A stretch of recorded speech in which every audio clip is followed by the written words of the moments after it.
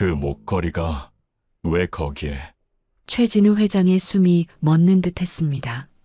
신도시 공사 현장을 둘러보던 그는 한밭집 여직원의 목에서 반짝이는 육각별 펜던트를 본 순간 20년 전의 기억 속으로 빨려 들어갔습니다. 무거운 쟁반을 머리에 이고 분주히 오가는 그녀. 그녀의 이름은 박민서. 그리고 그 펜던트는 그들의 인생을 송두리째 바꿀 비밀의 열쇠였습니다. 지금 사연 시작합니다. 새벽 3시 30분. 민서는 또다시 그 악몽에서 깨어났습니다. 이마에 맺힌 식은땀이 목덜미를 타고 흘러내렸어요. 꿈속에서 본 것은 언제나 똑같은 장면이었죠. 붉은 불길과 검은 연기, 그리고 누군가의 비명소리. 하지만 아무리 기억을 더듬어도 그것이 무엇인지는 알 수 없었습니다. 좁은 방 안에 어둠이 짙게 깔려 있었습니다. 민서는 떨리는 손으로 머리맡 탁자를 더듬어 물컵을 찾았어요. 차가운 물이 목구멍을 타고 내려가자 조금씩 진정이 되기 시작했습니다. 창밖에서 들려오는 새벽 바람 소리가 유난히 쓸쓸하게 느껴졌죠. 옆방에서 이모의 기침 소리가 들려왔습니다. 한두 번이 아니라 연거푸 이어지는 마른 기침이었어요. 민서는 벌떡 일어나 이모 방문을 조심스럽게 두드렸습니다. 이모, 괜찮으세요? 대답 대신 또 기침 소리만 들려왔어요. 민서는 문을 열고 들어가 이모 머리맡에 놓인 약통을 집어들었습니다.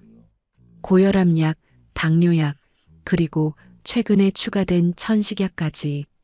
73살인 이모의 건강은 날로 나빠지고 있었죠. 물 좀 드릴게요. 민서가 부엌에서 미지근한 물을 가져와 이모에게 건넸습니다. 김정숙은 떨리는 손으로 컵을 받아 천천히 마셨어요. 희미한 달빛에 비친 이모의 얼굴은 종이처럼 하얗게 보였습니다. 4시가 되자 민서는 공사장 한바집으로 출근할 준비를 시작했습니다. 낡은 앞치마를 두르고 머리를 단정하게 묶었어요. 목에 걸린 육각별 모양의 오르골 펜던트가 움직일 때마다 작게 딸랑거리는 소리를 냈습니다. 20년 동안 한 번도 빼본 적 없는 목걸이였죠. 이모가 말하길 어릴 때부터 가지고 있던 거라고 했지만 정확히 누가 준 것인지는 알 수 없었습니다. 한바집에 도착한 시각은 4시 45분. 50명이 넘는 인부들이 아침을 먹으러 올 시간까지는 아직 1시간 정도 여유가 있었어요.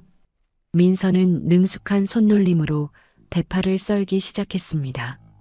칼이 도마 위에서 경쾌한 소리를 내며 움직였죠. 커다란 가마솥에서는 이미 육수가 끓고 있었습니다. 전날 밤부터 우려낸 사골 육수였어요. 진한 국물 냄새가 한바집 안을 가득 채웠습니다. 민서는 고기를 썰면서 오늘 메뉴를 머릿속으로 정리했어요. 돼지국밥, 김치찌개, 그리고 인부들이 가장 좋아하는 계란말이. 민서야, 벌써 나왔네? 한바집 주인인 박 사장이 하품을 하며 들어왔습니다. 50대 중반의 박 사장은 민서를 딸처럼 아꼈어요. 네, 오늘은 사람이 많을 것 같아서요. 신축 아파트 공사가 본격적으로 시작된다고 들었어요. 민서가 대답하며 계란을 깨기 시작했습니다. 노른자가 그릇 안에서 노랗게 빛났어요. 5시 40분이 되자 첫 손님들이 들어오기 시작했습니다.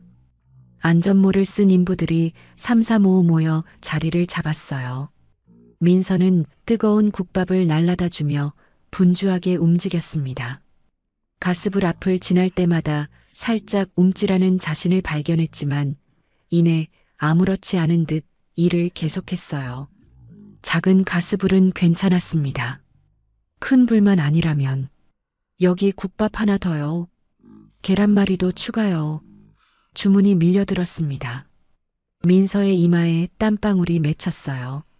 앞치마로 얼굴을 훔치며 계속 요리를 했습니다. 목에 걸린 펜던트가 움직일 때마다 은은한 빛을 반사했죠. 마치 작은 별이 가슴 위에서 반짝이는 것 같았습니다. 평범한 하루의 시작이었습니다. 20살 다섯인 민서에게는 이것이 전부였어요. 이모와 함께 사는 작은 집, 공사장 한바집 일, 그리고 가끔씩 찾아오는 악몽. 그녀는 자신의 과거가 텅 비어 있다는 사실에 익숙해져 있었습니다. 5살 이전의 기억이 전혀 없다는 것도, 이모 외에는 가족이 없다는 것도 당연한 일상이었죠. 하지만 민서는 몰랐습니다. 오늘이 그 모든 것이 바뀌기 시작하는 날이 될 거라는 것을.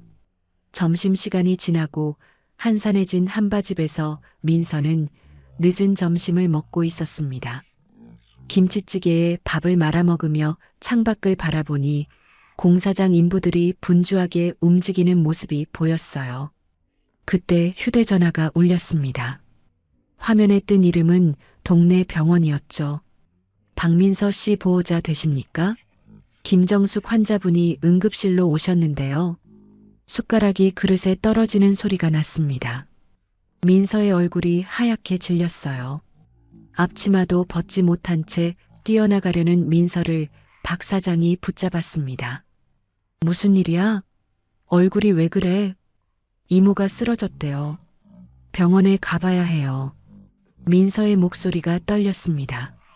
박 사장이 차 키를 꺼내 민서 손에 쥐어줬어요. 병원 응급실에 도착했을 때 정숙은 의식은 있었지만 얼굴이 창백했습니다. 산소 마스크를 쓰고 있는 이모의 모습에 민서는 가슴이 철렁 내려앉았어요. 의사가 다가와 상황을 설명했습니다. 폐렴 증상이 심해서 당분간 입원하셔야 합니다. 그런데 보호자분이세요?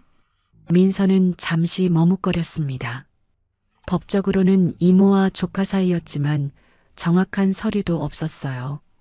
그저 20년 동안 가족으로 살아왔을 뿐이었죠. 네, 제가 유일한 가족이에요. 의사는 고개를 끄덕이며 차트에 뭔가를 적었습니다. 그리고 조심스럽게 말을 이었어요.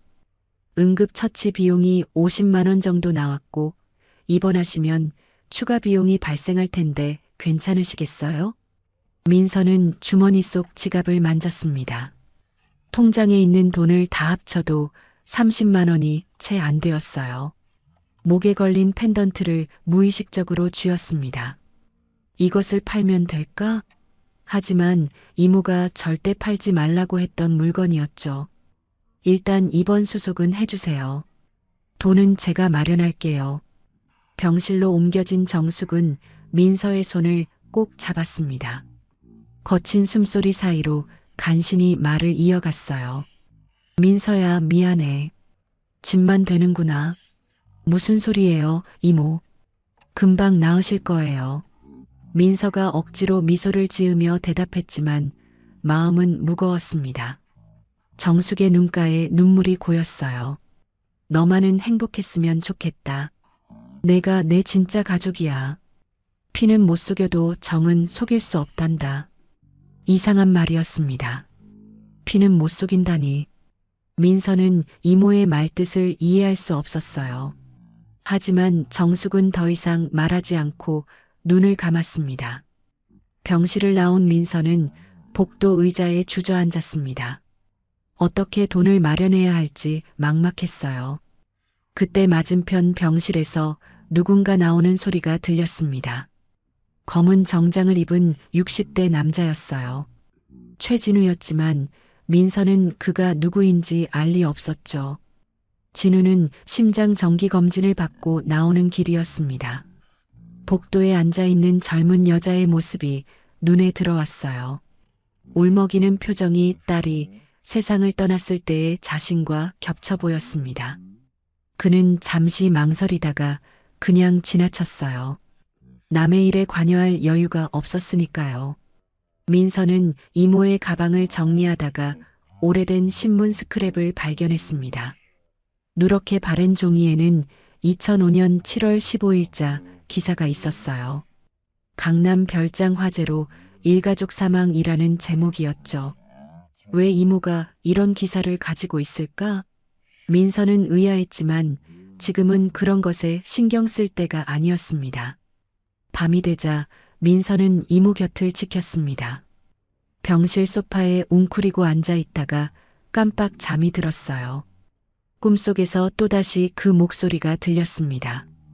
우리 공주, 이 노래 기억해. 엄마가 만든 노래야. 부드러운 여자의 목소리였어요.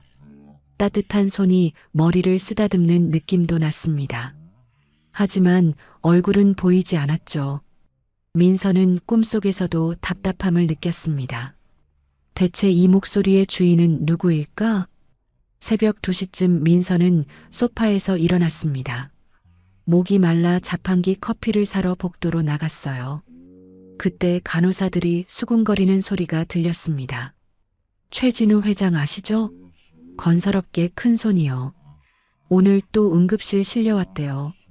심장이 안 좋으시다던데. 20년 전에 가족 잃고 나서 계속 그러시는 것 같아요. 민서는 별 생각 없이 커피를 뽑아 들고 병실로 돌아왔습니다. 자신과는 상관없는 이야기였으니까요. 하지만 왠지 가슴 한구석이 먹먹해지는 것은 왜일까요? 이모는 여전히 잠들어 있었습니다. 민서는 이모의 손을 잡고 조용히 말했어요. 이모, 꼭 나으셔야 해요. 저한테는 이모밖에 없잖아요. 창밖으로 새벽달이 희미하게 빛나고 있었습니다. 민서는 자신이 얼마나 외로운 존재인지 새삼 깨달았어요. 과거도 모르고 미래도 불확실한 채로 살아가는 25살의 젊은 여자. 하지만 그녀에게는 이모가 있었습니다. 그것만으로도 충분했어요. 적어도 지금까지는 그랬습니다. 같은 시각 서울 강남의 200평 펜트하우스에서 최진우는 홀로 아침을 맞았습니다. 거실의 통창으로 들어오는 햇살이 대리석 바닥에 길게 그림자를 드리웠어요. 60세의 진우는 검은색 가운을 걸친 채 식탁에 앉아 있었지만 앞에 놓인 토스트와 커피는 전혀 손대지 않았습니다. 어제 병원에서 받은 검진 결과가 계속 머릿속을 맴돌았어요. 심장 전문의인 오랜 친구 정원석의 목소리가 귓가에 생생했습니다. 스트레스를 줄이면 수술 없이도 관리할 수 있다고 했지만 그게 말처럼 쉬운 일이던가요? 진우는 거실벽에 걸린 가족 사진을 바라봤습니다.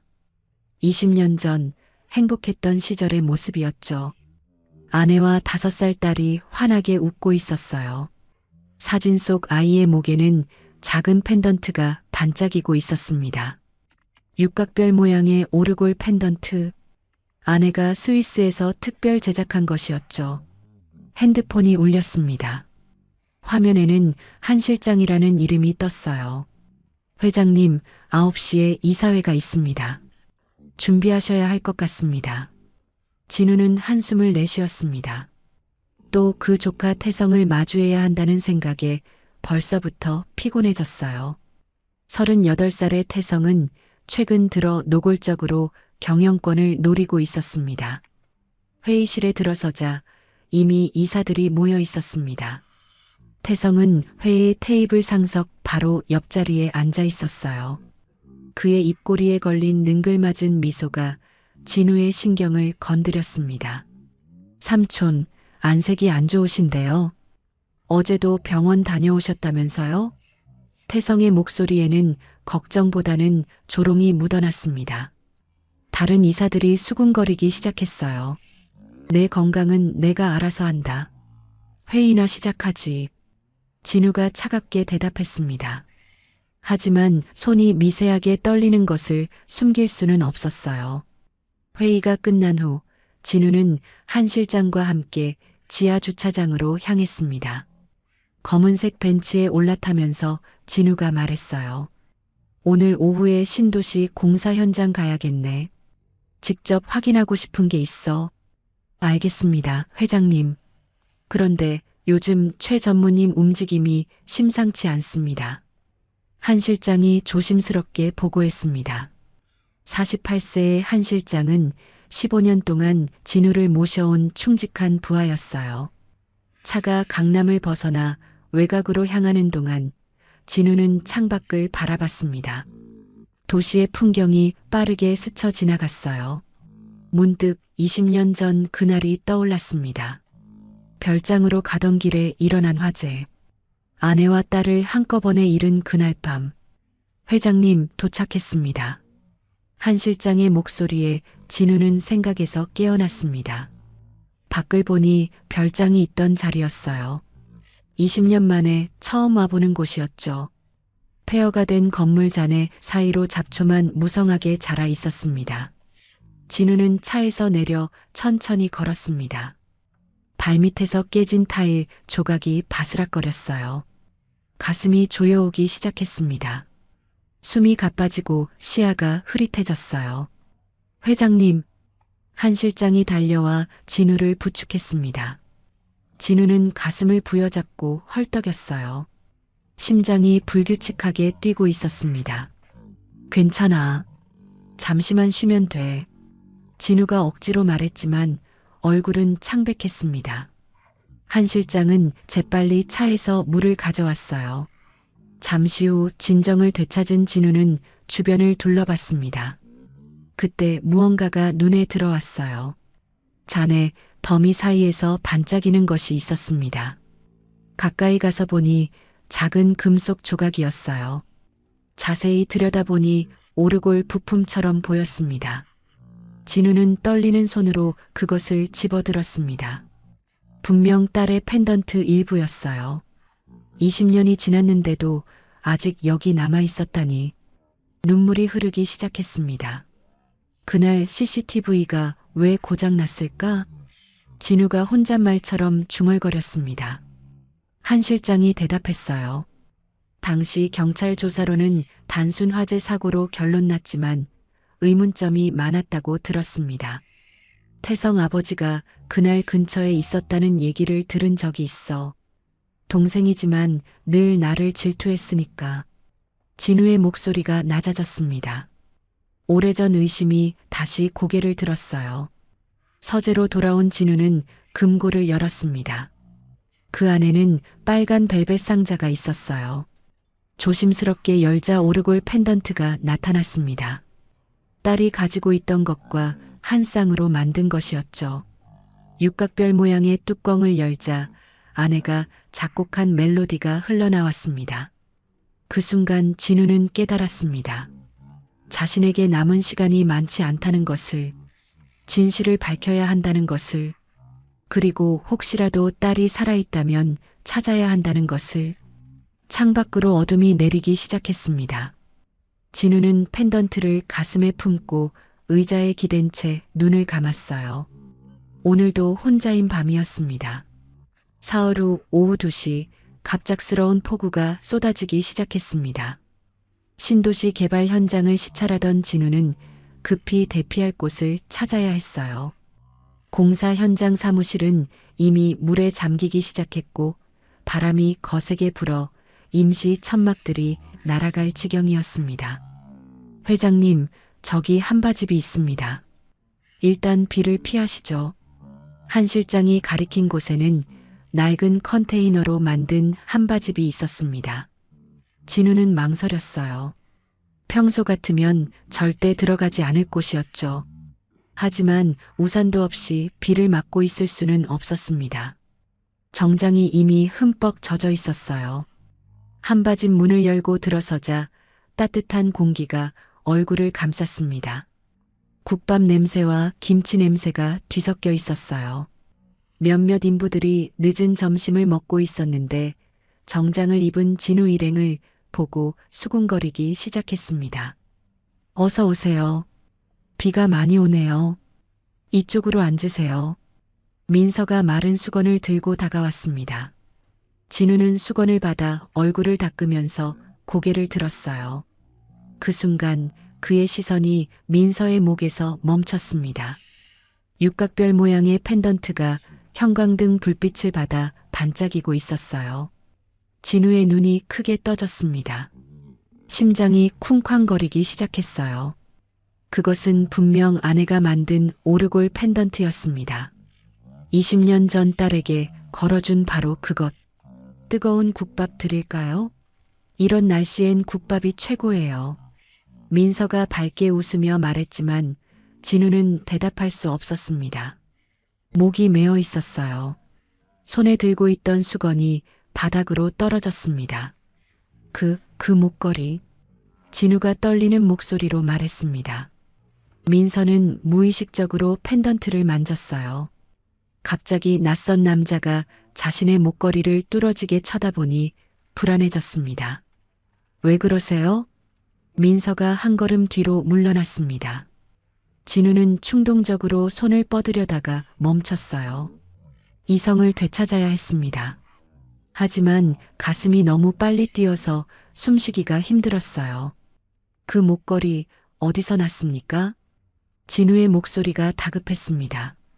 민서는 경계하는 눈빛으로 뒤로 물러섰어요. 어릴 때부터 가지고 있던 거예요. 왜 그러시는 거죠? 바로 그때 민서가 국밥 그릇을 들다가 실수로 테이블 모서리에 부딪혔습니다. 그릇이 기울어지면서 뜨거운 국물이 쏟아질 뻔했어요. 진우가 반사적으로 일어나 민서를 잡아당겼습니다. 그 충격으로 민서의 펜던트가 특정 각도로 기울어지면서 뚜껑이 살짝 열렸어요. 맑은 멜로디가 흘러나왔습니다. 아내가 작곡한 자장가였어요.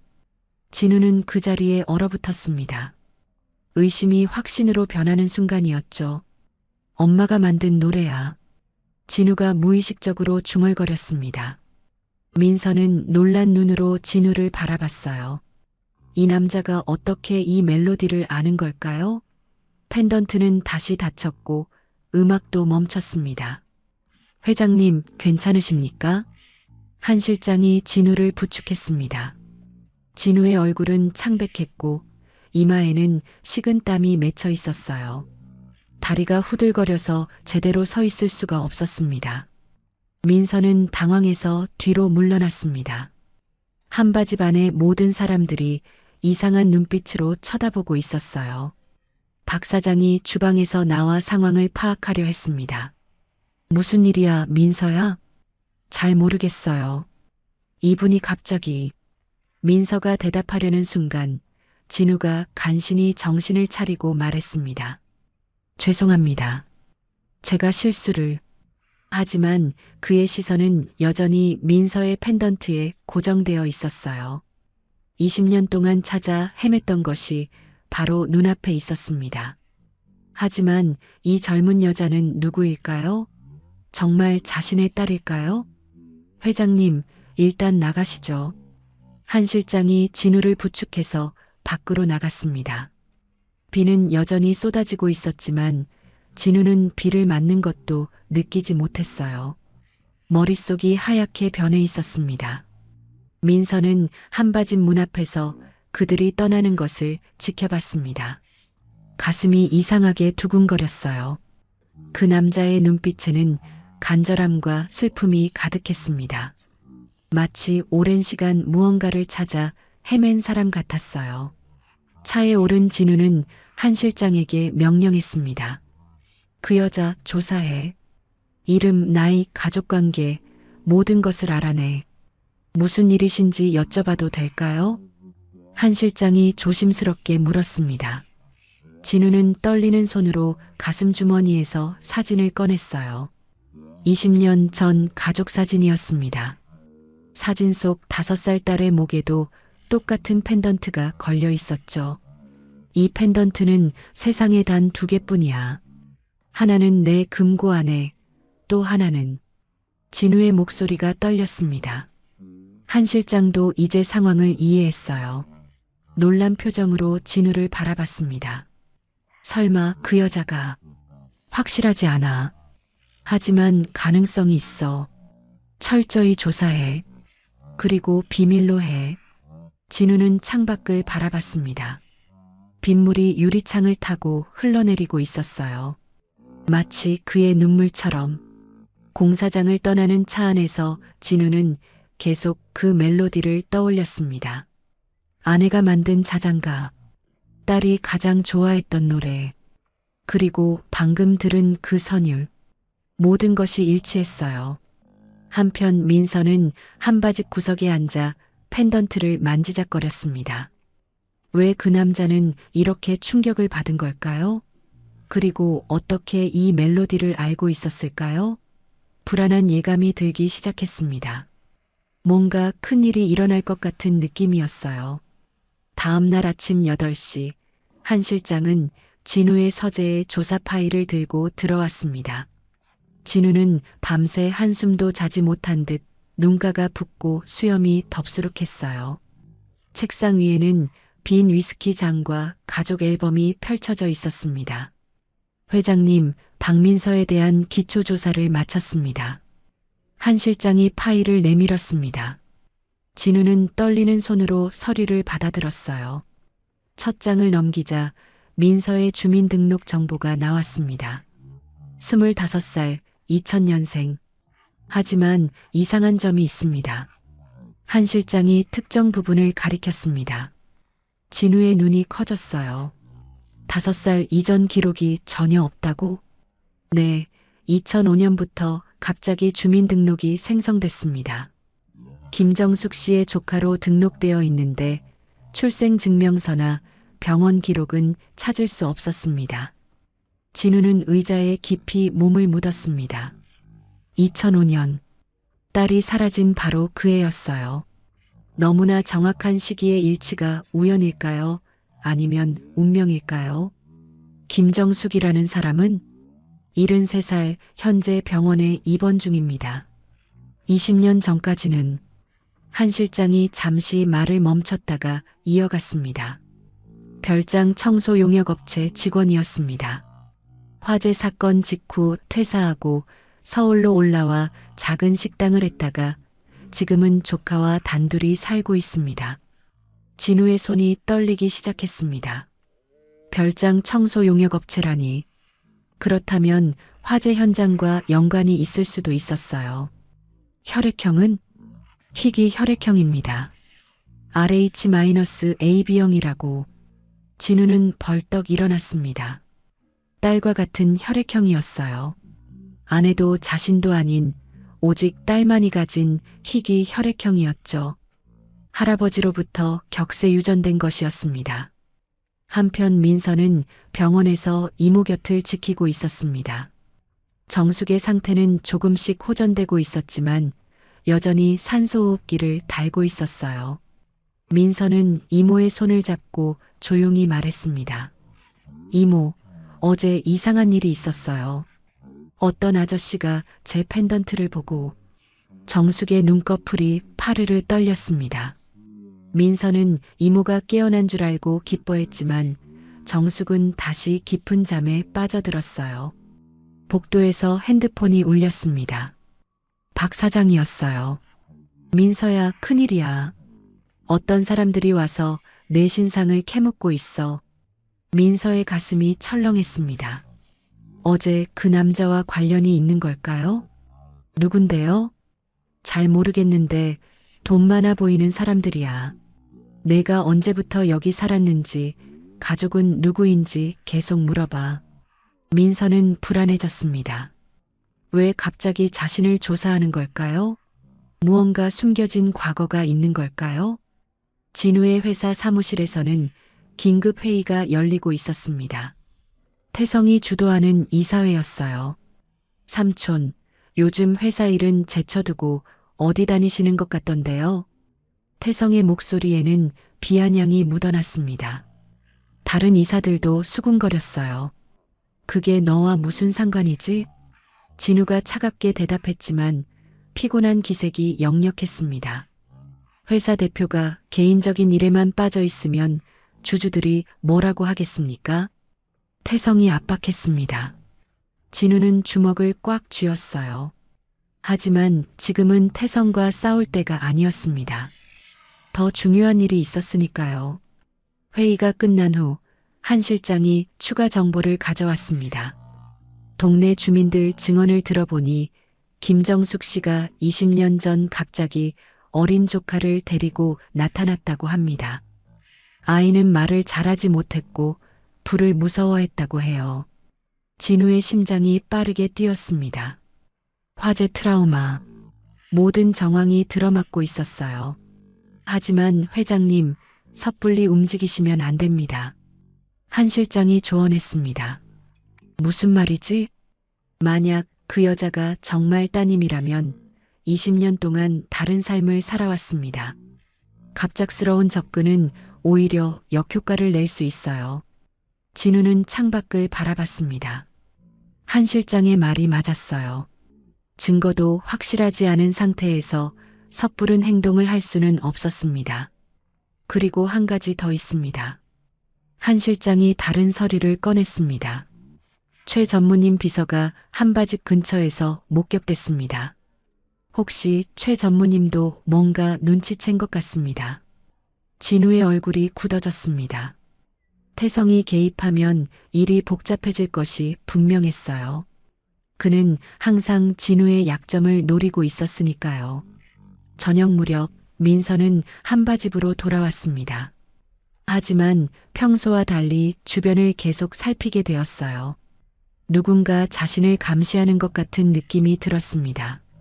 펜던트를 옷 속에 넣고 감추었지만 불안감은 사라지지 않았어요.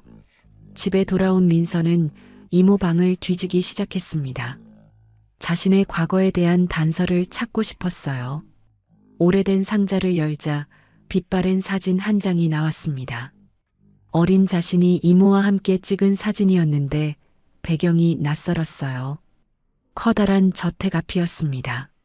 사진 뒤에는 작은 글씨로 날짜가 적혀 있었습니다. 2005년 8월. 자신이 5살 때였어요. 하지만 이 저택이 어디인지, 왜 그곳에 있었는지 전혀 기억나지 않았습니다. 그때 문득 이모가 가끔 했던 말이 떠올랐어요. 너는 특별한 아이야. 언젠가 진실을 알게 될 거야. 그 말의 의미가 무엇이었을까요? 민서는 펜던트를 꺼내 들었습니다. 육각별 모양의 표면을 손가락으로 쓸어내렸어요. 이것이 자신의 과거를 푸는 열쇠일지도 모른다는 생각이 들었습니다. 일주일 후 진우는 중대한 결정을 내렸습니다. 더 이상 멀리서 지켜볼 수만은 없었어요. 직접 민서에게 접근하기로 한 것입니다. 하지만 방법이 문제였죠. 한 실장과 함께 서재에 앉아 계획을 세우기 시작했습니다. 한바집으로 직접 찾아가는 건 너무 부담스러울 것 같습니다. 다른 방법이 필요해요. 한 실장이 신중하게 말했습니다. 진우는 손가락으로 책상을 두드리며 생각에 잠겼어요. 그때 문득 좋은 생각이 떠올랐습니다. 본사 구내식당 헤드 셰프 자리가 공석이지? 네, 지난달에 퇴사하신 후로 아직 충원하지 못했습니다. 그 자리로 스카우트하면 어떨까? 파격적인 조건으로. 한 실장은 잠시 생각하다가 고개를 끄덕였습니다. 자연스럽게 가까이 둘 수 있는 좋은 방법이었어요. 다음 날 아침 한 실장은 직접 한바집을 찾아갔습니다. 민서는 평소처럼 요리를 하고 있었어요. 한 실장이 들어서자 밝게 인사했습니다. 어서 오세요. 뭐 드실 거예요? 박민서 씨죠? 제안 드릴 것이 있어서 왔습니다. 한 실장이 명함을 내밀었습니다. 진우건설 비서실장이라는 직함이 적혀 있었어요. 민서의 표정이 경직됐습니다. 며칠 전 그 남자와 관련이 있는 걸까요? 저희 회사 구내식당에서 일해보실 생각 없으세요? 월급은 지금의 3배, 그리고 한 실장이 제안 내용을 설명하는 동안 민서는 혼란스러웠습니다. 왜 갑자기 이런 제안을 하는 걸까요? 이모가 병원에 계셔서 지금은 어려워요. 민서가 거절하려 했지만 한 실장은 준비한 대답을 했습니다. 어머님 병원비 전액을 회사에서 지원해 드리겠습니다. 수술이 필요하시다면 그것까지도요. 민서의 눈이 커졌습니다. 정숙의 수술비가 500만 원이 넘는다고 들었는데 전액 지원이라니 거절할 수 없는 조건이었어요. 왜 저를 그렇게 도와주시려는 거죠? 회장님께서 우연히 박민서 씨 요리를 드셔보고 감탄하셨다고 합니다. 실력 있는 사람을 모시는 거죠. 한 실장의 대답은 매끄러웠지만 민서는 뭔가 석연치 않았습니다. 하지만 이모를 생각하면 거절할 수 없었어요. 병원으로 돌아간 민서는 정숙에게 이 제안에 대해 이야기했습니다. 정숙은 진우건설이라는 이름을 듣자 얼굴이 창백해졌어요. 안 돼. 그런 곳은 가면 안 돼. 정숙이 떨리는 목소리로 말했습니다. 민서는 놀랐어요. 이모가 이렇게 격하게 반응하는 것은 처음이었습니다. 왜요, 이모? 병원비도 대준다는데. 큰 회사 사람들은 믿으면 안 돼. 내가 다칠 수도 있어. 정숙의 눈에 눈물이 고였습니다. 하지만 더 이상 말할 힘이 없었어요. 기침이 시작되면서 호흡이 가빠졌습니다. 민서는 결국 제안을 받아들이기로 했습니다. 이모의 치료비를 마련할 다른 방법이 없었으니까요. 며칠 후 그녀는 작은 가방 하나를 들고 진우건설 본사 앞에 섰습니다. 50층 높이의 거대한 빌딩이 하늘을 찌를 듯 솟아 있었어요. 민서는 위를 올려다보다가 현기증을 느꼈습니다. 자신이 이런 곳에서 일하게 될 거라고는 상상도 못했죠. 박민서 씨 오셨군요. 한 실장이 로비에서 기다리고 있었습니다. 엘리베이터를 타고 35층 구내식당으로 올라가는 동안 민서의 귀가 먹먹해졌어요. 구내식당은 호텔 레스토랑처럼 화려했습니다. 대리석 바닥과 크리스털 조명, 그리고 통창으로 보이는 서울 전경이 압도적이었어요. 주방도 최신 설비로 가득했습니다. 여기가 앞으로 일하실 곳입니다. 기존 조리 팀원들도 곧 인사드릴 거예요. 하지만 기존 직원들의 시선은 차가웠습니다. 갑작스럽게 나타난 젊은 여자가 헤드 셰프라니 낙하산이 분명하다고 수군거렸어요. 뭘 만들 줄이나 아는지 보자. 중년의 부주방장이 비아냥거렸습니다. 민서는 주눅 들지 않고 앞치마를 묶었어요. 자신의 실력으로 증명하면 되는 것이었습니다. 첫 메뉴로 민서는 간단한 김치찌개를 만들었습니다. 하지만 그것은 평범한 김치찌개가 아니었어요. 20년 동안 이모에게 배운 비법이 담긴 특별한 맛이었죠. 직원들이 한 숟가락 맛보고는 놀란 표정을 지었습니다. 이게 어떻게... 부주방장도 할 말을 잃었습니다. 단순한 김치찌개인데 이렇게 깊은 맛이 날 수가 있을까요? 점심시간 진우는 일부러 구내식당으로 내려왔습니다. 멀리서 민서가 일하는 모습을 지켜봤어요. 딸이 살아있다면 저런 모습일까? 가슴이 먹먹해졌습니다. 민서가 만든 음식을 먹어보니 더욱 놀라웠습니다. 아내가 만들던 음식과 비슷한 손맛이 느껴졌어요. 특히 계란말이를 만드는 방식이 똑같았습니다. 아내만의 독특한 방법이었는데 말이죠. 맛있네요. 진우가 지나가듯 말하고 자리를 떴습니다. 민서는 그 남자가 왜 자신을 쳐다보는지 이해할 수 없었어요. 시선이 마주칠 때마다 이상한 감정이 느껴졌습니다. 슬픔과 그리움이 섞인 듯한 눈빛이었죠. 퇴근 후 민서는 회사가 마련해준 작은 원룸에 짐을 풀었습니다. 펜던트를 빼고 테이블 위에 올려놨어요. 오르골 뚜껑을 조심스럽게 열어보니 여전히 아름다운 멜로디가 흘러나왔습니다. 왜 이 음악을 들으면 마음이 아플까요? 기억나지 않는 무언가가 가슴 깊은 곳에서 울리는 것 같았습니다. 한편 태성은 자신의 사무실에서 보고를 받고 있었습니다. 삼촌이 이상한 여자를 회사로 데려왔다고요? 네, 한바집에서 일하던 젊은 여자입니다.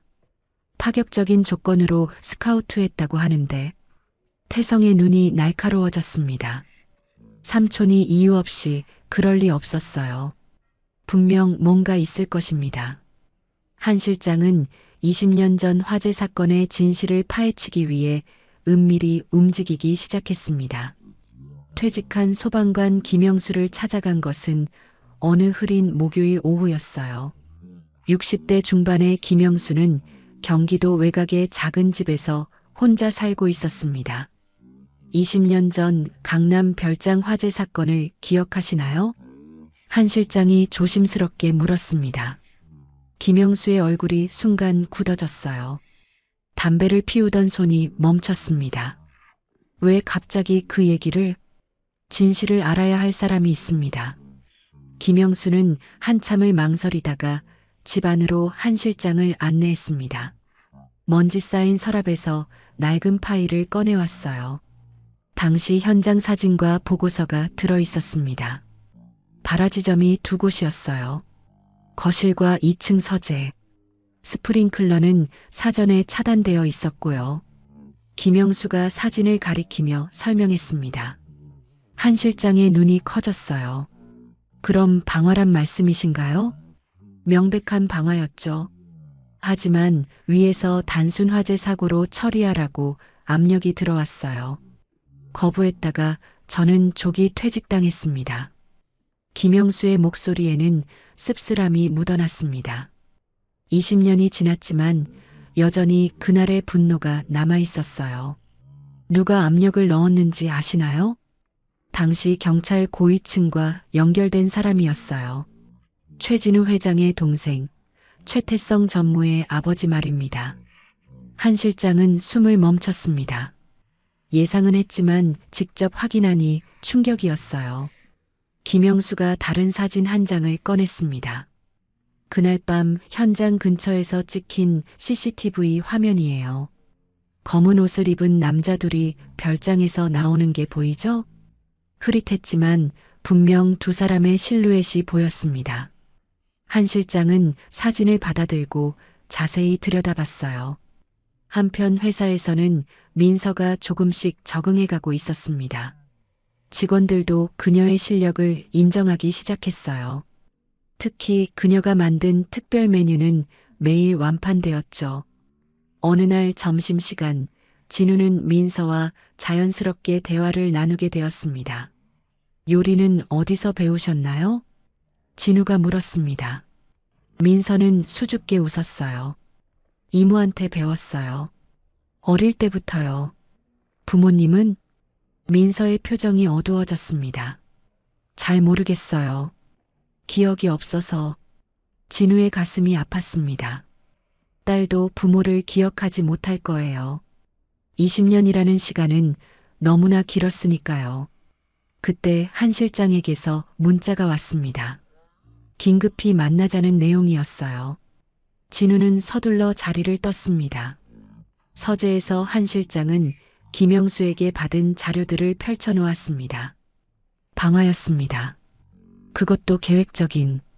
한 실장의 보고를 들으며 진우의 얼굴이 점점 창백해졌습니다. 동생이 연루되었을 가능성이 있다니 믿고 싶지 않았지만 증거는 명백했어요. 태성 아버지가 별장을 탐냈다는 정보도 있습니다. 대리인을 통해 여러 번 매입을 시도했지만 거절당했다고요. 진우는 주먹을 꽉 쥐었습니다. 그렇다면 아내와 딸은 욕심 때문에 희생된 것일까요? 저녁 무렵 별장 관리인이었던 박 노인의 아내를 찾아갔습니다. 80이 넘은 노인은 한 실장을 보자 눈물부터 흘렸어요. 우리 영감도 그날 밤 돌아가셨어요. 불을 끄려다가 혹시 이상한 점은 없으셨나요? 노인은 고개를 끄덕였습니다.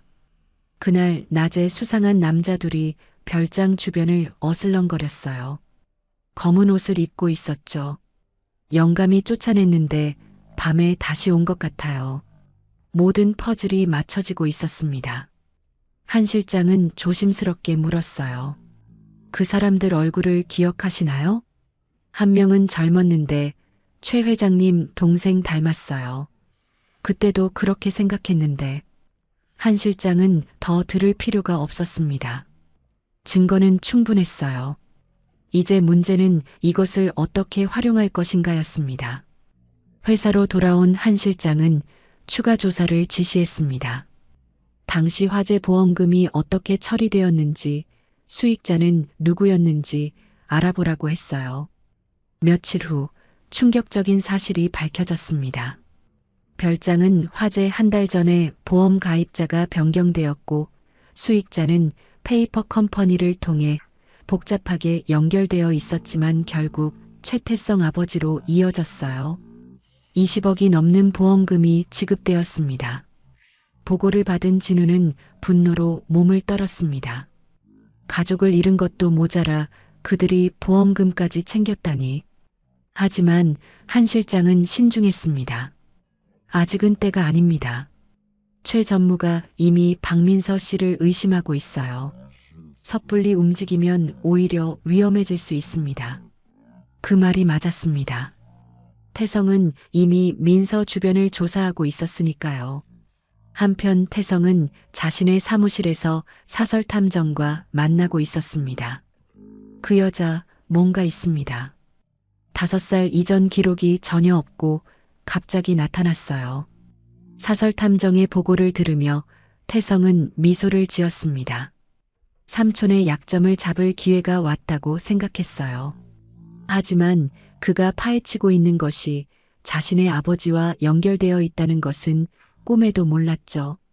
밤이 깊어가는 시각, 민서는 원룸에서 이모와 통화를 하고 있었습니다. 이모, 많이 좋아지셨어요? 그래, 덕분에. 근데 민서야, 그 회사 사람들 조심해. 정숙의 목소리에는 여전히 불안함이 묻어났습니다. 민서는 이모를 안심시키려 했지만 자신도 막연한 불안감을 느끼고 있었어요. 무언가 거대한 소용돌이에 휘말려들고 있는 것 같았습니다. 2개월이 지나면서 민서는 회사 생활에 완전히 적응했습니다. 그녀가 만든 특별 메뉴는 SNS에서 화제가 되기 시작했어요. 재벌가 구내식당 미스터리 셰프라는 별명까지 생겼죠. 직원들은 매일 점심시간을 기다렸고 외부 손님들까지 찾아오기 시작했습니다. 어느 화요일 오후 진우는 일부러 점심시간을 늦춰 구내식당에 들렀습니다. 민서가 한가해진 주방에서 새로운 메뉴를 개발하고 있을 때였어요. 진우는 조심스럽게 다가가 말을 걸었습니다. 오늘 메뉴도 인기가 좋았네요. 민서가 놀라 뒤를 돌아봤습니다. 진우가 부드럽게 웃고 있었어요. 전에 봤던 차가운 모습과는 달랐습니다. 감사합니다, 회장님. 그런데 이 양념은 어떻게 만드는 거죠? 특별한 맛이 나던데. 진우가 민서가 만들고 있던 소스를 가리켰습니다. 민서는 수줍게 설명했어요. 이모가 가르쳐준 비법이에요. 된장에 사과를 갈아 넣고 하루 숙성시키는 거예요. 진우의 눈이 흔들렸습니다. 아내도 똑같은 방법을 썼거든요.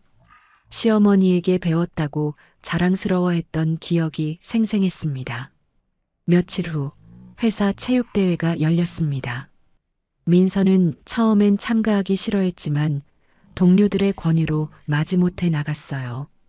육상 계주 경기에 출전하게 된 것입니다. 총성이 울리자 민서는 바람처럼 달리기 시작했습니다. 모든 사람이 놀랐어요. 구내식당에서 조용히 일하던 그녀가 이렇게 빨리 달릴 줄은 몰랐으니까요. 결승선을 1등으로 통과한 민서는 숨을 헐떡이며 웃었습니다. 진우는 관중석에서 그 모습을 지켜보며 가슴이 뭉클해졌습니다. 딸도 달리기를 잘했어요. 유치원 운동회에서 항상 1등을 했던 기억이 떠올랐죠. 유전자는 속일 수 없는 걸까요? 박민서 씨 대단하네요. 동료들이 민서를 둘러싸고 축하했습니다. 민서는 행복해 보였어요. 회사에 와서 처음으로 진정한 소속감을 느끼는 순간이었죠. 다음 주 월요일 민서가 요리하다가 칼에 손을 베는 사고가 일어났습니다. 깊은 상처는 아니었지만 피가 많이 났어요. 마침 구내식당을 지나가던 진우가 그 장면을 목격했습니다. 이리 와보세요. 진우가 민서의 손을 잡고 의무실로 데려갔습니다. 그리고 직접 상처를 소독하고 붕대를 감아줬어요. 민서는 당황했습니다. 회장이 직접 이런 일을 하다니. 조심해야죠. 손은 요리사의 생명인데. 진우의 목소리가 따뜻했습니다. 민서는 처음으로 이 남자에게서 아버지 같은 느낌을 받았어요. 이상하게 편안하고 포근한 기분이었습니다. 감사합니다. 민서가 작게 말했습니다. 진우는 민서의 머리를 쓰다듬고 싶은 충동을 간신히 참았어요. 아직은 안 됩니다.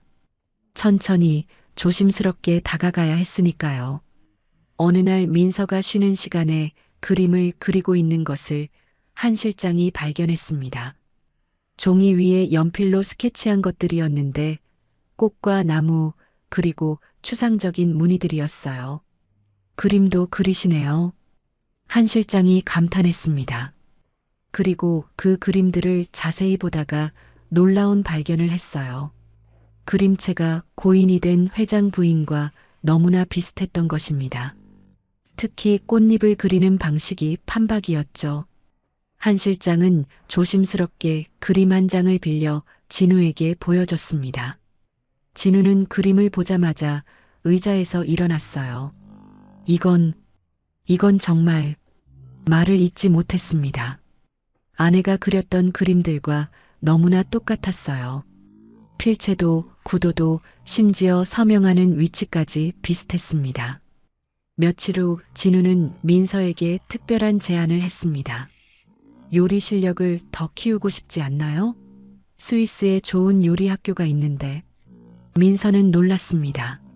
스위스 유학이라니 꿈도 꾸지 못했던 일이었어요. 저는 이모를 두고 갈 수 없어요. 어머님도 함께 모시고 가면 됩니다. 그곳에 좋은 병원도 있으니까요. 진우의 제안은 파격적이었습니다. 하지만 민서는 망설였어요. 뭔가 과한 친절 같았습니다. 생각해 보겠습니다. 그날 저녁 민서는 이모를 만나러 병원에 갔습니다.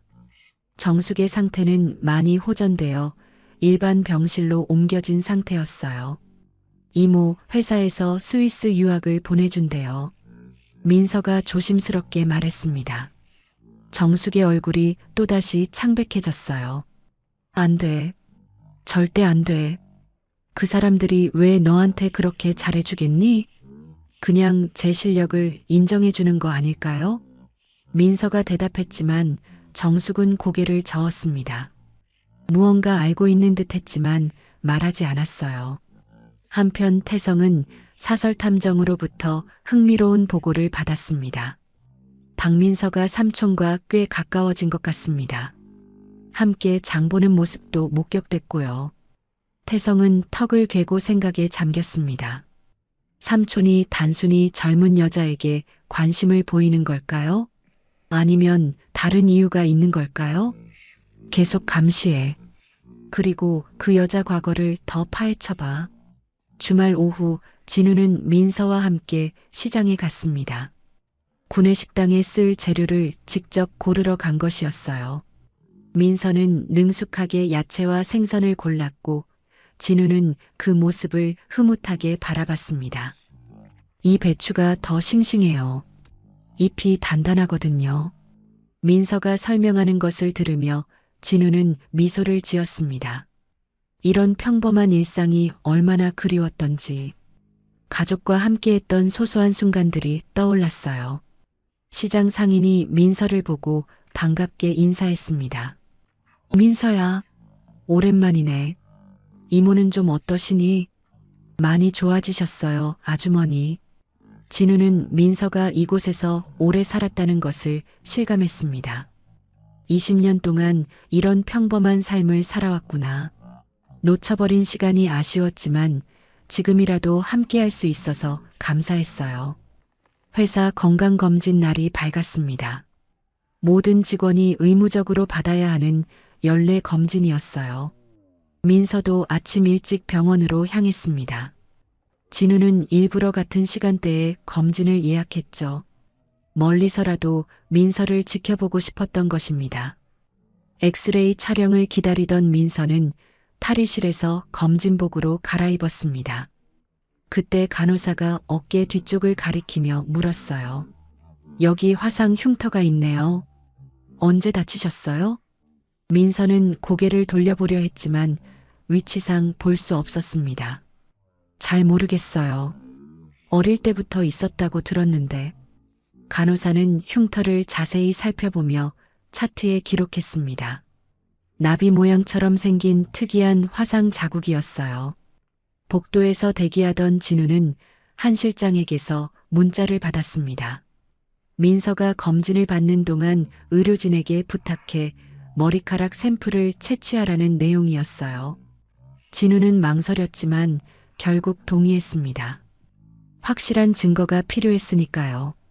검진이 끝난 후 민서가 사용한 종이컵이 조심스럽게 수거되었습니다. 컵 가장자리에 묻은 타액으로 DNA 검사를 하기 위해서였죠. 민서는 아무것도 모른 채 구내식당으로 돌아갔습니다. 사흘 후 진우는 서재에서 초조하게 전화를 기다리고 있었습니다. 오후 3시가 되자 한 실장이 봉투를 들고 들어왔어요. 진우의 손이 떨렸습니다. 20년 동안 기다려온 순간이었으니까요. 결과가 나왔습니다. 한 실장이 봉투를 건넸습니다.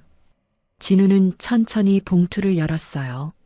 서류를 펼치자 맨 아래 줄에 굵은 글씨로 결과가 적혀 있었습니다.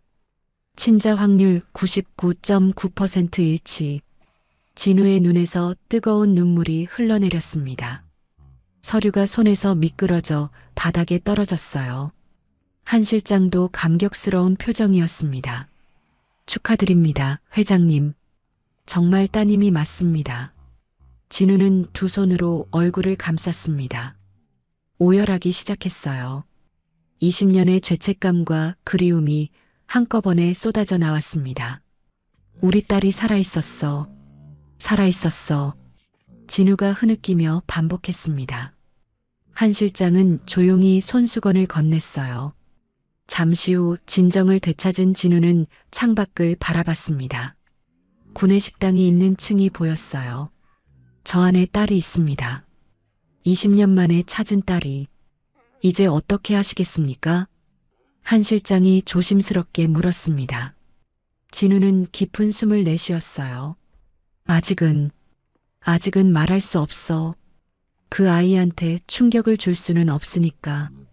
진우는 딸이라고 부르고 싶은 마음을 간신히 억눌렀습니다. 민서가 받을 충격을 생각하니 마음이 무거웠어요. 그리고 태성이 눈치챘을지도 몰라. 조심해야 해. 한 실장이 고개를 끄덕였습니다. 실제로 태성은 이미 움직이고 있었어요. 같은 시각 태성의 사무실에서는 사설탐정이 보고를 하고 있었습니다. 김정숙이라는 노인을 조사했습니다. 20년 전 별장 청소 용역업체에서 일했더군요. 태성의 눈이 번뜩였습니다. 별장이라니, 그것도 20년 전이라니. 시기가 너무 절묘했어요. 계속 말해봐. 화재 사건 직후에 갑자기 어린 조카를 데리고 나타났다고 합니다. 그 아이가 박민서입니다. 태성은 의자에서 벌떡 일어났습니다. 모든 퍼즐이 맞춰지는 순간이었어요. 삼촌이 왜 그 여자에게 집착하는지 이제 알 것 같았습니다. 설마 그 여자가 삼촌이. 태성은 말을 끝내지 못했습니다. 만약 그것이 사실이라면 회사 경영권이 완전히 뒤바뀔 수도 있었어요. 서둘러 대응해야 했습니다. 한편 민서는 정숙을 만나러 병원에 갔습니다. 정숙의 상태는 많이 좋아져서 곧 퇴원할 수 있을 것 같았어요. 이모, 오늘 건강검진 받았어요. 그런데 이상한 게 있더라고요. 민서가 어깨를 가리켰습니다. 정숙의 얼굴이 굳어졌어요. 화상 흉터가 있대요. 언제 다친 건지 기억 안 나는데 이모는 아세요? 정숙은 대답하지 못했습니다. 입술이 파르르 떨렸어요. 그 흉터는 20년 전 화재 현장에서 입은 상처였으니까요. 어릴 때 사고가 있었어. 너무 어려서 기억 못하는 거야. 정숙이 간신히 대답했습니다. 민서는 뭔가 이상함을 느꼈지만 더 묻지 않았어요. 저녁 무렵 진우는 금고에서 아내의 유품을 꺼냈습니다. 그 중에는 딸의 의료 기록이 있었어요. 5살 때 왼쪽 어깨에 나비 모양 화상을 입었다는 기록이 선명했습니다. 놀이터에서 넘어져 뜨거운 그네 체인에 닿았던 사고였죠. 진우는 사진을 한 장 꺼냈습니다. 해변에서 찍은 가족 사진이었어요. 딸의 어깨에 반창고가 붙어 있는 것이 보였습니다. 바로 그 화상 치료를 받던 때였죠. 이제 확실해. 민서가 우리 수진이야. 진우가 혼잣말로 중얼거렸습니다. 수진. 20년 만에 입 밖으로 내는 딸의 이름이었어요. 다음 날 아침, 진우는 구내식당으로 갔습니다. 민서가 아침 준비를 하고 있었어요. 진우는 멀리서 딸의 모습을 지켜봤습니다. 이제 알고 보니 모든 것이 닮아 있었어요. 걷는 모습, 웃는 표정, 심지어 요리할 때의 손놀림까지. 회장님, 아침 드시러 오셨어요? 민서가 밝게 인사했습니다. 진우는 미소를 지으며 고개를 끄덕였어요. 오늘은 뭐가 특별 메뉴지? 된장찌개예요. 제가 특별히 신경 써서 만들었어요. 민서가 뚝배기를 가져다 주었습니다. 진우는 한 숟가락 떠먹으며 딸을 바라봤어요. 너무나 안아주고 싶었지만 참아야 했습니다. 그때 진우의 핸드폰이 울렸습니다. 태성이었어요. 삼촌, 긴급 이사회를 소집했습니다. 중요한 안건이 있어요. 태성의 목소리에는 묘한 자신감이 묻어났습니다. 진우는 불안한 예감이 들었어요. 태성이 뭔가 알아낸 것일까요? 이사회의실에 들어선 진우는 심상치 않은 분위기를 감지했습니다. 이사들의 표정이 평소와 달랐고 태성은 승리자의 미소를 짓고 있었어요. 회의 테이블 위에는 두꺼운 서류 뭉치가 놓여 있었습니다. 삼촌, 흥미로운 사실을 발견했습니다. 태성이 서류를 들어보였습니다. 진우의 눈썹이 올라갔어요. 불안한 예감이 현실이 되는 순간이었죠. 최근 삼촌이 신분이 불분명한 여성을 회사에 들였더군요. 박민서라는 여자 말입니다. 이사들이 수군거리기 시작했습니다. 태성은 더욱 목소리를 높였어요. 그 여자의 과거를 조사해 보니 5살 이전 기록이 전혀 없습니다. 그리고 흥미롭게도 태성이 사진 한 장을 꺼냈습니다. 민서가 한바집에서 일하는 모습이었어요. 20년 전 화재 사건 직후에 갑자기 나타났더군요. 시기가 참 절묘하지 않습니까? 진우의 주먹이 떨렸습니다. 하지만 표정 관리를 해야 했어요. 태성이 얼마나 알고 있는지 파악해야 했으니까요. 그래서 뭘 말하고 싶은 거지? 진우가 차갑게 물었습니다. 태성은 자신만만하게 대답했어요. 삼촌이 개인적인 감정에 휩쓸려 회사를 위험에 빠뜨리고 있다는 겁니다. 정신 상태를 의심해 봐야 할 것 같은데요. 그 순간 이사회의실 문이 열렸습니다. 태성이 고용한 사설 탐정이 들어왔어요. 그의 손에는 또 다른 서류가 들려 있었습니다. 추가로 알아낸 사실입니다. 김정숙이라는 노인이 박민서를 키웠는데 20년 전까지 별장 청소 용역업체 직원이었습니다. 이사들이 술렁거렸습니다. 모든 정황이 의심스러웠어요. 태성은 기세를 몰아붙였습니다. 이사회에서 진상조사를 요구합니다. 그리고 조사가 끝날 때까지 최 회장의 경영권을 제한해야 합니다. 몇몇 이사가 고개를 끄덕였습니다. 진우는 깊은 숨을 들이쉬었어요. 예상보다 빨리 사태가 악화되고 있었습니다. 한편 민서의 집에는 낯선 사람들이 찾아왔습니다. 문을 두드리는 소리에 민서가 나가보니 검은 정장을 입은 남자 둘이 서 있었어요. 박민서 씨죠? 몇 가지 여쭤볼 게 있습니다. 그들은 태성이 보낸 사람들이었습니다. 민서는 불안했지만 문을 열어줬어요. 20년 전 일을 기억하시나요? 갑작스러운 질문에 민서는 당황했습니다. 저는 5살 이전 기억이 없어요. 왜 그러시죠? 남자들은 서로를 바라보며 의미심장한 눈빛을 교환했습니다. 그때 이웃집 문이 열리며 동네 아주머니가 나왔어요. 민서야, 무슨 일이야? 이 사람들 누구니? 아주머니의 개입으로 남자들은 물러났습니다. 하지만 떠나면서 명함을 놓고 갔어요. 생각나는 게 있으면 연락 주세요. 당신에게 도움이 될 수도 있습니다. 민서는 명함을 들고 방으로 들어갔습니다. 손이 떨렸어요. 왜 갑자기 과거를 캐묻는 걸까요? 무언가 큰 일이 벌어지고 있는 것 같았습니다. 병원에서 정숙은 창밖을 바라보며 불안해하고 있었습니다. 간호사가 들어와 혈압을 재려했지만 정숙은 계속 무언가를 중얼거렸어요. 안 돼. 들키면 안 돼. 민서를 지켜야 해. 할머니, 진정하세요. 혈압이 너무 높아요. 간호사가 걱정스럽게 말했습니다. 정숙은 갑자기 일어나려 했어요. 민서한테 가야 해. 위험해. 하지만 몸에 힘이 없어 다시 쓰러졌습니다. 의료진이 달려왔고 정숙은 다시 산소 마스크를 쓰게 되었어요. 저녁 무렵 태성의 비서가 민서 집 앞에서 잠복하고 있었습니다. 민서가 퇴근해서 집에 들어가는 것을 확인한 후 태성에게 보고했어요. 전무님, 이상한 점을 발견했습니다. 박민서가 늘 목에 펜던트를 걸고 다니는데 오르골 같습니다. 태성의 눈이 빛났습니다. 오르골이라고? 계속 감시해. 그리고 기회가 되면 그 펜던트 사진을 찍어와. 밤이 깊어지자 민서는 잠을 이루지 못했습니다. 낮에 찾아온 남자들이 계속 생각났어요. 그리고 이모가 병원에서 불안해하는 모습도 걱정되었죠. 펜던트를 만지작거리며 민서는 창밖을 바라봤습니다.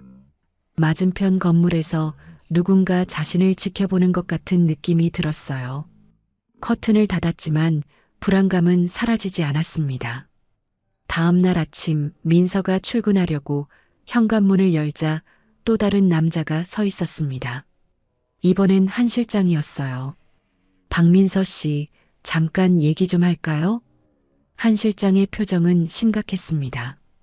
누군가 당신을 조사하고 있습니다. 조심하세요. 왜 저를요? 민서가 물었지만 한 실장은 더 이상 말하지 않았습니다. 다만 작은 쪽지를 건네며 말했어요. 위험하다고 느끼면 이 번호로 전화하세요. 한 실장이 떠난 후 민서는 더욱 혼란스러웠습니다. 대체 무슨 일이 벌어지고 있는 걸까요? 회사에 도착한 민서는 평소와 다른 분위기를 느꼈습니다. 동료들이 수군거리며 자신을 쳐다봤어요. 구내식당에 들어서자 부주방장이 조심스럽게 다가왔습니다. 민서 씨, 오늘 이사회에서 당신 얘기가 나왔대요. 민서의 얼굴이 창백해졌습니다. 자신이 뭘 잘못한 걸까요? 점심시간 진우가 구내식당에 나타났습니다. 하지만 평소와 달리 경호원들이 함께였어요. 진우는 민서를 보며 작게 고개를 끄덕였습니다.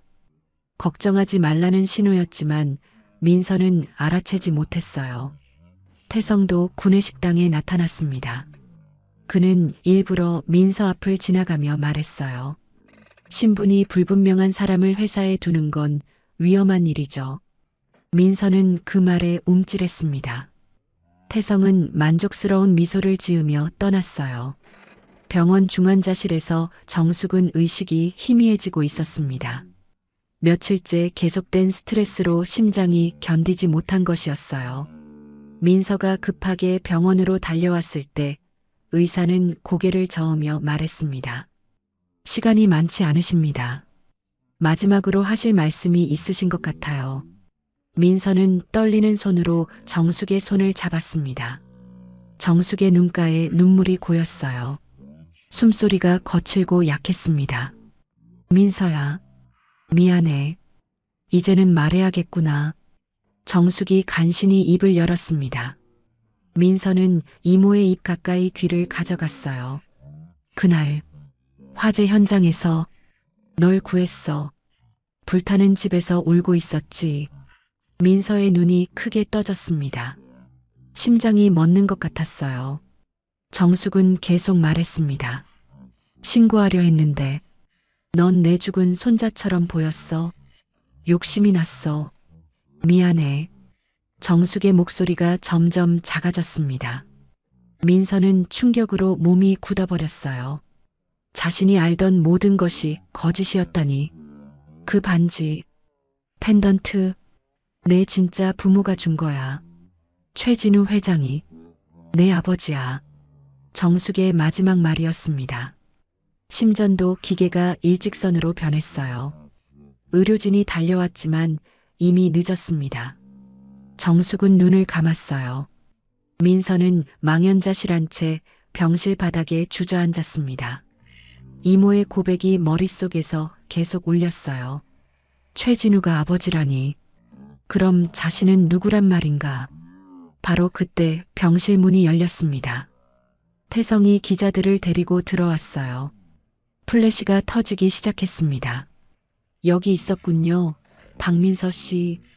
아니, 최수진 씨라고 해야 하나? 태성의 목소리가 병실에 울렸습니다. 민서는 눈물로 얼룩진 얼굴을 들었어요. 당신이 최진우 회장의 잃어버린 딸이라는 증거를 확보했습니다. 그리고 김정숙 씨는 유괴범이었죠. 기자들이 일제히 카메라를 들이밀었습니다. 민서는 손으로 얼굴을 가렸어요. 너무나 잔인한 폭로였습니다. 어떤 기분이신가요? 유괴범과 20년을 함께 산 기분이? 한 기자가 마이크를 들이밀었습니다. 민서는 대답할 수 없었어요. 목이 메어 있었고 머릿속은 하얗게 변해 있었습니다. 한편 회사에서 진우는 긴급 뉴스를 보고 있었습니다. 화면에 민서의 모습이 나왔어요. 태성이 언론에 모든 것을 폭로한 것이었습니다. 안 돼. 진우가 소리쳤습니다. 한 실장과 함께 급히 병원으로 향했지만 이미 늦었어요. 병원 앞은 기자들로 가득했습니다. 진우가 병실에 도착했을 때 민서는 이미 사라진 후였습니다. 정숙의 시신만이 흰 천에 덮여 있었어요. 간호사가 쪽지 하나를 건넸습니다. 박민서 씨가 남기고 갔어요. 쪽지에는 떨리는 글씨로 적혀 있었습니다. 거짓말쟁이. 모두 거짓말쟁이. 저는 당신 딸이 아니에요. 진우의 손에서 쪽지가 떨어졌습니다. 딸을 또 잃어버린 것이었어요. 회장님, 한 실장이 진우를 부축했습니다. 진우는 가슴을 부여잡고 쓰러졌어요. 심장이 불규칙하게 뛰기 시작했습니다. 민서는 빗속을 달리고 있었습니다. 어디로 가는지도 모른 채 무작정 달렸어요. 지나가는 사람들이 이상한 눈빛으로 쳐다봤지만 상관없었습니다. 그저 모든 것에서 도망치고 싶었어요. 핸드폰이 계속 울렸지만 받지 않았습니다. 화면에는 수십 개의 부재중 전화가 떠 있었어요. 회사 동료들, 한 실장, 그리고 모르는 번호들까지. 결국 민서는 한강 다리 위에 멈춰 섰습니다. 비에 젖은 난간을 잡고 아래를 내려다봤어요. 검은 물결이 소용돌이 치고 있었습니다. 이모, 아니 김정숙 씨. 민서가 중얼거렸습니다. 이제는 뭐라고 불러야 할지도 모르겠었어요. 20년 동안 가족이라고 믿었던 사람이 자신을 납치한 사람이었다니. 그때 뒤에서 누군가 다가오는 발소리가 들렸습니다. 진우였어요. 그는 병원에서 쓰러진 후 의식을 되찾자마자 민서를 찾아 나선 것이었습니다. 민서야. 아니, 수진아. 진우의 목소리가 떨렸습니다. 민서는 뒤돌아보지 않았어요. 저는 당신 딸이 아니에요. 그냥 놔두세요. DNA 검사 결과가 있어. 너는 분명 내 딸이야. 진우가 간절하게 말했지만 민서는 고개를 저었습니다. 그게 뭐가 중요해요? 20년이에요. 저는 당신을 모르고 당신도 저를 몰라요. 민서의 목소리에는 분노와 절망이 섞여 있었습니다. 진우가 한 걸음 다가가려 하자 민서가 소리쳤어요. 다가오지 마세요. 이제 와서 아버지 행세하지 마세요.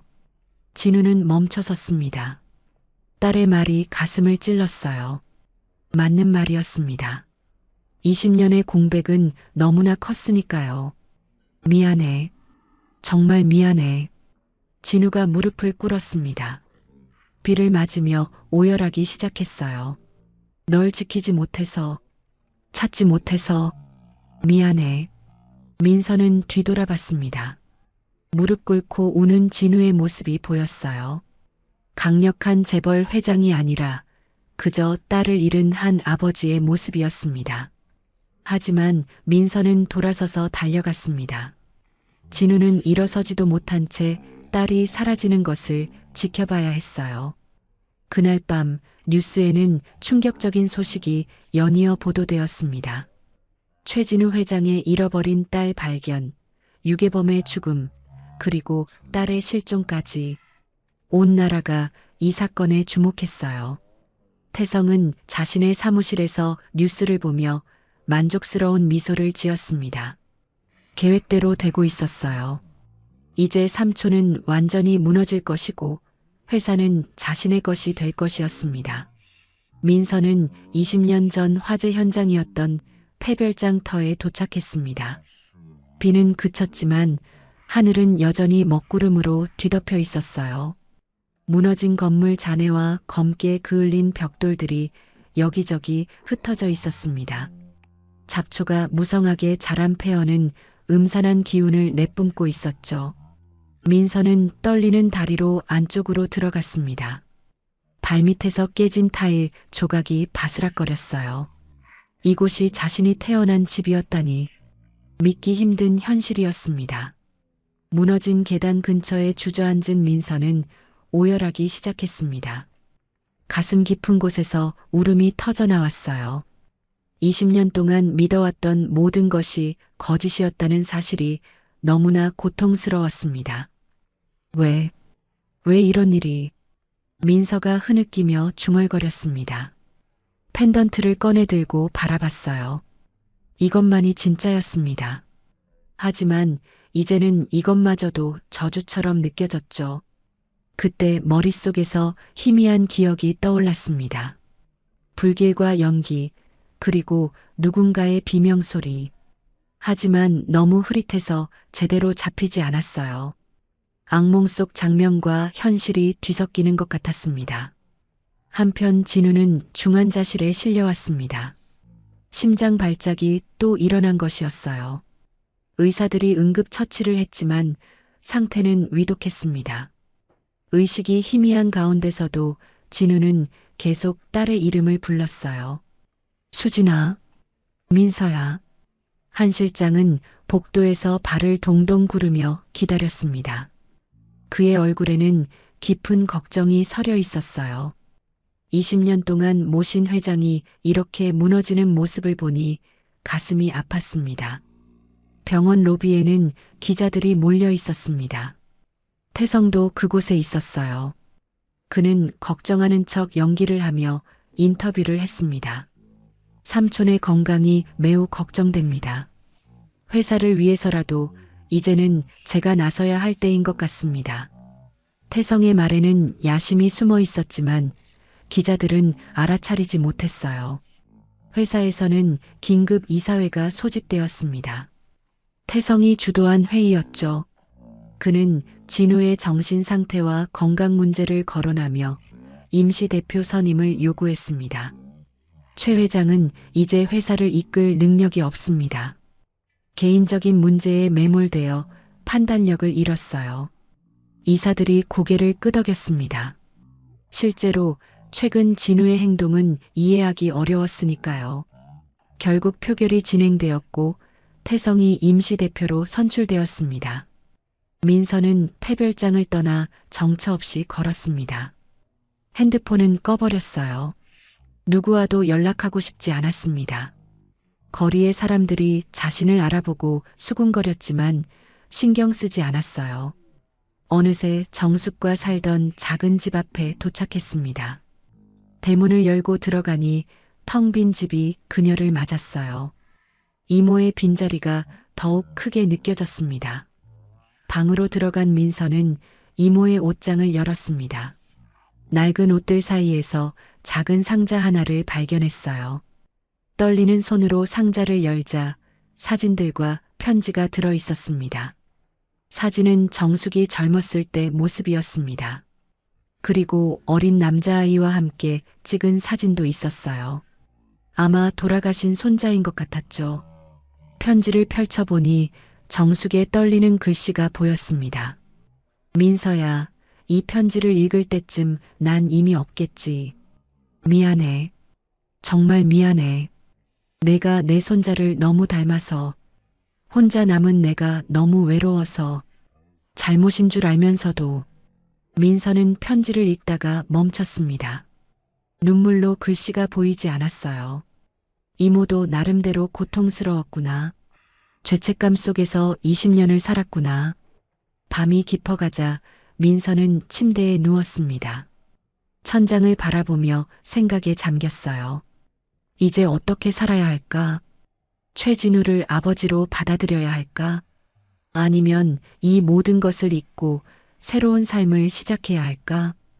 그때 뉴스에서 충격적인 소식이 흘러나왔습니다. 최진우 회장이 위독한 상태입니다. 의료진은 시간이 많지 않다고. 민서는 벌떡 일어났습니다. 복잡한 감정이 밀려왔어요. 미움과 연민, 분노와 슬픔이 뒤섞였습니다. 병원 중환자실에서 진우는 산소 마스크를 쓴 채 누워 있었습니다. 심전도 기계가 불규칙한 리듬을 보여주고 있었어요. 한 실장이 곁을 지키고 있었지만 할 수 있는 것이 없었습니다. 회장님, 힘내세요. 따님을 다시 만나셔야죠. 한 실장이 간절하게 말했지만 진우는 대답하지 못했습니다. 의식이 점점 흐려지고 있었어요. 태성은 회사로 돌아와 회장실에 앉았습니다. 드디어 자신이 원하던 자리에 오른 것이었어요. 비록 임시지만 곧 정식으로 자리를 차지할 계획이었습니다. 이제 시작이야. 태성이 혼잣말로 중얼거렸습니다. 그의 얼굴에 차가운 미소가 번졌어요. 민서는 결국 병원으로 향했습니다. 복잡한 마음이었지만 이대로 끝낼 수는 없었어요. 병원 입구에 도착했을 때 또다시 기자들이 몰려들었습니다. 최수진 씨, 아버지를 용서하실 건가요? 유괴범과의 20년은 어땠나요? 질문이 쏟아졌지만 민서는 대답하지 않았습니다. 그저 묵묵히 걸어갈 뿐이었어요. 병원 복도를 걷던 민서는 한 실장과 마주쳤습니다. 한 실장의 눈가가 붉게 충혈되어 있었어요. 밤새 진우 곁을 지킨 것이 분명했습니다. 박민서 씨, 아니 수진 씨, 한 실장이 조심스럽게 불렀습니다. 민서는 발걸음을 멈췄어요. 저한테 보여드릴 것이 있습니다. 김정숙 할머니 유품에서 발견한 거예요. 한 실장이 낡은 일기장을 내밀었습니다. 민서는 망설이다가 받아들었어요. 첫 장을 펼치자 정숙의 떨리는 글씨가 보였습니다. 2005년 7월 15일. 오늘 끔찍한 일을 목격했다. 최 회장 별장에 불이 났는데 그건 사고가 아니었다. 검은 옷을 입은 남자 둘이 휘발유를 뿌리는 것을 봤다. 그중 한 명은 최 회장 동생인 것 같았다. 민서의 눈이 크게 떠졌습니다. 계속 읽어 내려갔어요. 불길 속에서 울고 있는 아이를 발견했다. 차마 그냥 둘 수 없어서 구했다. 신고하려 했지만 그 남자들이 날 봤다. 협박했다. 입을 열면 너도 죽는다고. 무서웠다. 그리고 아이가 너무 불쌍했다. 민서의 손이 떨렸습니다. 정숙이 단순한 유괴범이 아니었어요. 그녀도 피해자였습니다. 아이를 키우기로 했다. 내 죽은 손자처럼. 하지만 매일이 지옥이었다. 죄책감에 시달렸다. 이 아이의 진짜 부모가 얼마나 고통받을지. 하지만 이제 와서 돌려보내면 우리 모두 죽을 것이다. 한 실장이 조용히 말했습니다. 할머니도 협박받으며 살았던 겁니다. 최태성 전무의 아버지가 방화범이었어요. 민서는 일기장을 덮었습니다. 모든 진실이 밝혀지는 순간이었어요. 정숙도, 진우도, 자신도 모두 피해자였습니다. 진짜 아기는 따로 있었던 거죠. 회장님이 이걸 아시나요? 민서가 물었습니다. 한 실장이 고개를 저었어요. 아직 의식이 없으십니다. 하지만 알게 되면 두 사람은 중환자실로 향했습니다. 유리창 너머로 진우의 모습이 보였어요. 각종 기계에 둘러싸여 가느다란 숨을 쉬고 있었습니다. 민서는 유리창에 손을 댔습니다. 처음으로 연민이 느껴졌어요. 20년 동안 딸을 찾아 헤맸을 그 고통이 상상되었습니다. 저 들어가도 될까요? 민서가 작게 물었습니다. 한 실장이 간호사에게 부탁하자 특별히 면회가 허락되었어요. 중환자실에 들어선 민서는 진우 곁에 앉았습니다. 가까이서 본 진우의 얼굴은 너무나 수척했어요. 깊게 패인 주름과 하얗게 센 머리카락이 그의 고통을 말해주고 있었죠. 민서는 조심스럽게 진우의 손을 잡았습니다. 차갑고 마른 손이었어요. 저예요. 민서. 아니, 수진이에요. 민서의 목소리가 떨렸습니다. 처음으로 자신의 진짜 이름을 입 밖에 냈어요. 이모가, 아니, 김정숙 할머니가 날 구해준 거였어요. 당신 동생이 불을 질렀고요. 눈물이 흘러내렸습니다. 민서는 계속 말했어요. 미안해요. 당신을 밀어냈어요. 하지만 너무 혼란스러웠어요. 그때 진우의 손가락이 미세하게 움직였습니다. 민서는 놀라서 진우의 얼굴을 봤어요. 눈꺼풀이 떨리고 있었습니다. 아버지, 민서가 처음으로 그렇게 불렀습니다. 진우의 눈이 천천히 떠졌어요. 초점이 맞지 않던 눈동자가 민서를 찾았습니다. 수, 진우가 간신히 말했습니다. 목소리가 갈라져 있었어요. 네, 저예요. 수진이에요. 민서가 울며 대답했습니다. 진우의 눈에서도 눈물이 흘렀어요. 한편 회사에서는 태성이 대대적인 구조조정을 발표하고 있었습니다. 한 실장과 가까운 직원들을 모두 해고하려는 계획이었어요. 새로운 시대에는 새로운 인물이 필요합니다. 태성이 임원들 앞에서 당당하게 말했습니다. 하지만 그때 회의실 문이 열렸어요. 검찰 수사관들이 들어왔습니다. 최태성 씨 사기 및 방화교사 혐의로 체포합니다. 태성의 얼굴이 창백해졌습니다. 뭐라고요? 무슨 소리입니까? 수사관이 영장을 보여주며 말했습니다. 20년 전 별장 방화 사건에 당신 아버지가 연루되었고 당신도 그 사실을 알면서 은폐했다는 증거가 나왔습니다. 한 실장이 김정숙의 일기장과 함께 수집한 모든 증거를 검찰에 제출한 것이었어요. 태성은 수갑이 채워진 채 연행되었습니다. 병실에서 진우는 조금씩 의식을 회복하고 있었습니다. 민서는 그의 곁을 떠나지 않았어요. 태성이, 동생이, 진우가 힘겹게 말했습니다. 민서가 고개를 끄덕였어요. 알아요. 한 실장님이 다 알려주셨어요. 아버지는 아무 잘못 없어요. 아버지라는 호칭에 진우의 눈이 빛났습니다. 20년 만에 듣는 그 말이 너무나 감격스러웠어요. 미안해. 지키지 못해서. 이제 그만하세요. 다 지나간 일이에요. 민서가 진우의 손을 꼭 잡았습니다. 이제야 진짜 가족이 된 것 같았어요. 밖에서는 기자들이 몰려들고 있었습니다. 하지만 이번엔 다른 이야기였어요. 최태성의 체포와 20년 전 방화 사건의 진실이 밝혀진 것이었죠. 민서는 창밖을 바라봤습니다. 햇살이 밝게 비치고 있었어요. 어둠이 걷히고 새로운 시작이 다가오는 것 같았습니다. 일주일 후 신도시 공사 현장에서 대형 사고가 일어났습니다. 가스배관에서 누출이 시작되었고 언제 폭발할지 모르는 위급한 상황이었어요. 현장 근로자 50여 명이 대피했지만 몇 명이 아직 건물 안에 갇혀 있다는 보고가 들어왔습니다. 진우는 퇴원한 지 사흘밖에 되지 않았지만 긴급 현장 점검을 위해 직접 나섰습니다. 민서가 만류했지만 그는 고집을 부렸어요. 내 회사 현장이야. 직접 가봐야 해. 현장에 도착한 진우는 상황의 심각성을 파악했습니다. 소방관들이 진입을 시도했지만 가스 농도가 너무 높아 위험했어요. 그때 갇혀있는 사람 중에 한바집 박 사장이 있다는 소식이 전해졌습니다. 민서의 얼굴이 창백해졌습니다. 박 사장은 자신을 딸처럼 아껴준 은인이었어요.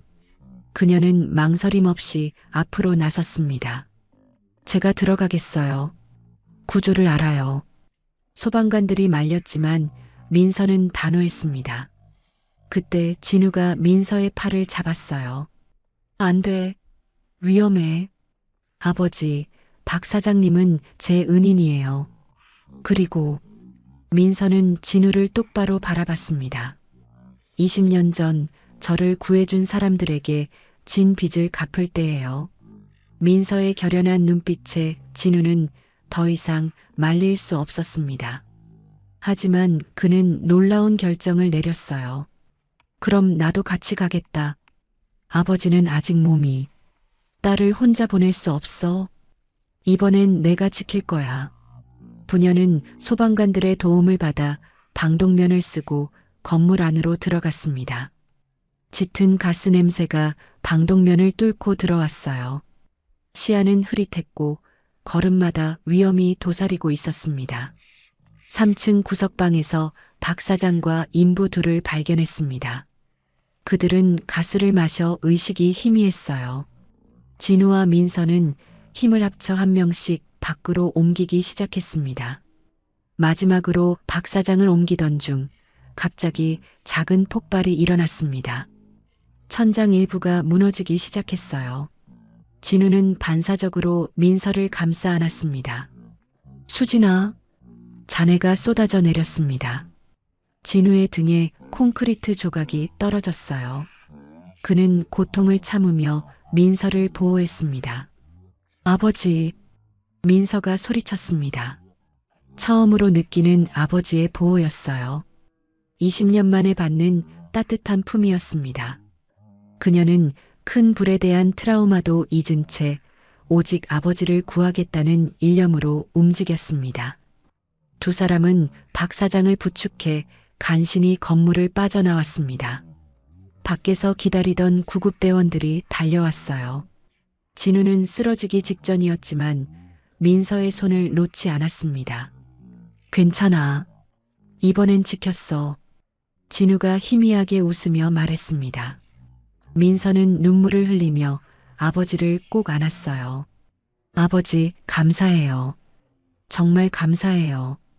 20년의 공백이 그 순간 완전히 메워졌습니다. 피보다 진한 것은 함께 나눈 희생과 사랑이었어요. 병원으로 옮겨진 진우와 박 사장은 다행히 큰 부상은 없었습니다. 민서는 두 사람의 병실을 오가며 간호했어요. 박 사장이 의식을 회복하자 민서는 그의 손을 잡았습니다. 사장님, 이제야 빚을 갚았네요. 무슨 빚이냐? 넌 내 딸 같은 아이야. 박 사장이 따뜻하게 웃었습니다. 그리고 조심스럽게 물었어요. 그런데 정말 최 회장 딸이었구나?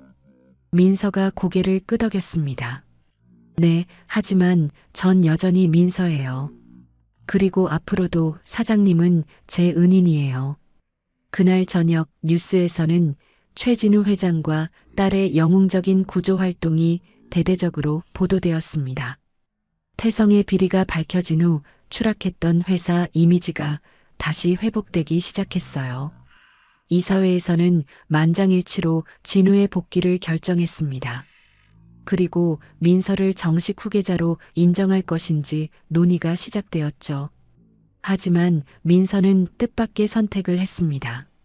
전 경영에는 관심 없어요. 대신 화재 피해자를 돕는 재단을 만들고 싶어요. 진우는 딸의 결정을 존중했습니다. 오히려 자랑스러웠어요. 돈과 권력보다 사람을 먼저 생각하는 딸이었으니까요. 검찰 조사 결과 태성과 그의 아버지가 저지른 범죄가 추가로 밝혀졌습니다. 20년 전 방화뿐만 아니라 보험 사기, 횡령 등 여러 혐의가 드러났어요. 태성은 중형을 선고받았고 회사에서 완전히 축출되었습니다. 한 실장은 진우 곁으로 돌아왔습니다. 그는 민서에게 말했어요. 이제 진짜 가족이 되신 것 같아 다행입니다. 민서는 미소 지었습니다. 그리고 펜던트를 만지며 말했어요. 이 펜던트가 절 지켜준 것 같아요. 엄마가 늘 함께 있었던 거죠. 진우는 금고에서 또 다른 펜던트를 꺼내 민서에게 주었습니다. 이것도 내 것이야. 한 쌍이었거든. 민서는 2개의 펜던트를 나란히 놓고 바라봤습니다. 오르골을 열자 아름다운 멜로디가 화음을 이루며 울려 퍼졌어요. 엄마가 만든 자장가가 완성된 순간이었습니다. 지금까지 한 가족의 드라마 같은 이야기를 들어주셔서 감사합니다. 이 가족에게 하고 싶은 이야기가 있거나 응원을 해주고 싶다면 댓글 달아주세요. 그럼 오늘도 건강한 하루 되시고 다음에도 좋은 이야기로 찾아오겠습니다. 인생은 드라마였습니다.